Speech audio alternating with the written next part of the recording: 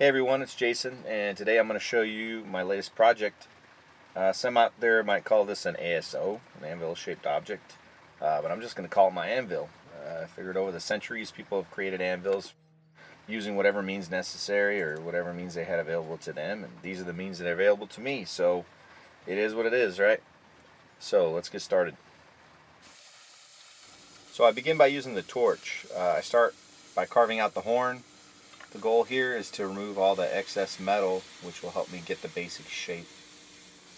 As you can see on the back end, I'm removing an 8-inch section from the top rail down to the base. I'm basically cutting that flush with the bottom pad.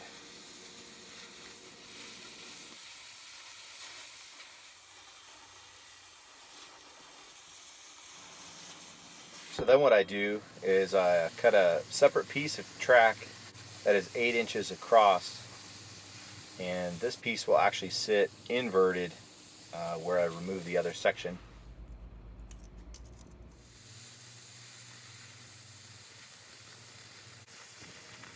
And the purpose of this piece will be to provide an extra surface for striking, which is larger than the top rail.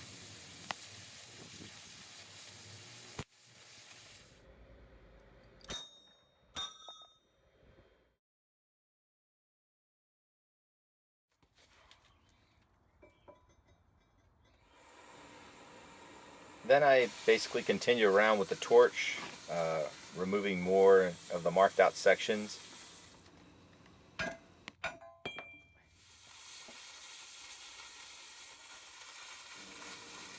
Here I'm cutting out the base and the vertical section below the horn.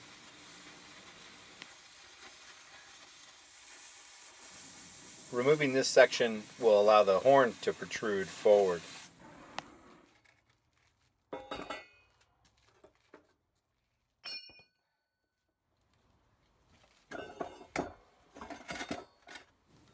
At this point, I take some time with the grinder to remove some of the grooves left by the torch.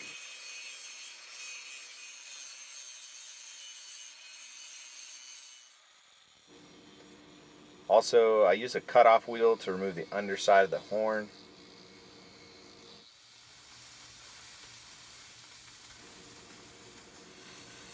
Then it's back on the torch to shape some more of the base.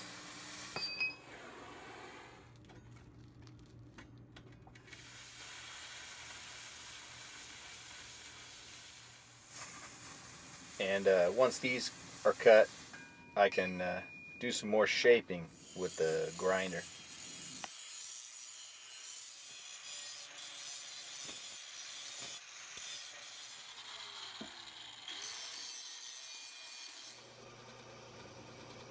I decided to drill a couple holes through the base, which sit directly under the inverted piece, and you'll see why in a moment. I used the grinder to square up the mating surface between the inverted piece and the base. This will give me about an inch shoulder from the top face. I grind a bevel where the horizontal portion meets, and since I'm actually going to weld these pieces together,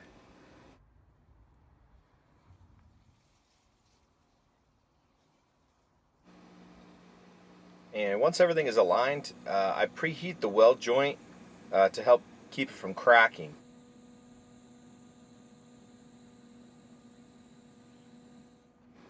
I run a short pass and then I tack the bottom.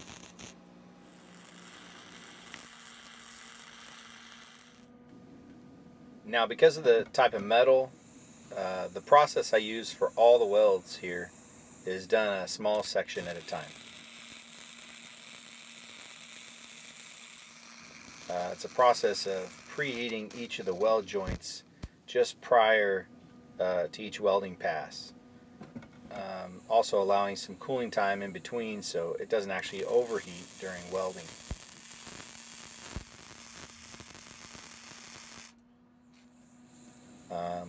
Working different sections through the process helps dissipate some of the heat also.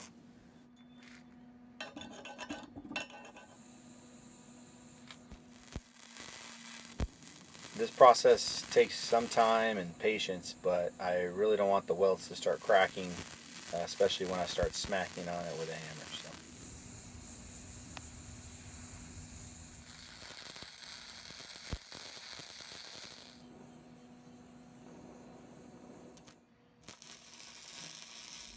You can see the permanent weld with the preheat versus the cold tack weld. You can see the piece just popped right out. So once the welding is done, I take a wire wheel over the entire thing, cleaning up all the weld slag, including the faces.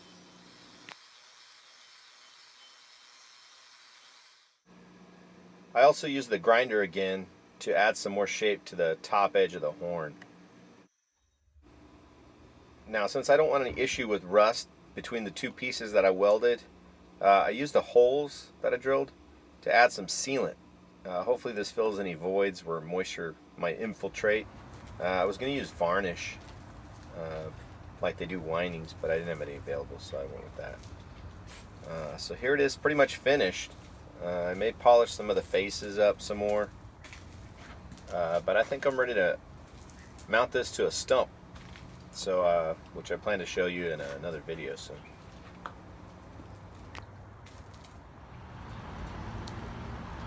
Alright, so there it is. Now this thing weighs out at about 53 pounds, and so when I do the calculations, like the whole 40-to-1 thing, I can use a 21-ounce hammer. That's to maximize it. This is 20, so this will be probably the go-to hammer for this guy. So anyways, I'm not sure what I got in store for this, but I'll keep you posted on projects I end up hammering out on it. So it was fun to do, and hope you guys enjoyed it. And all right, thanks again for watching.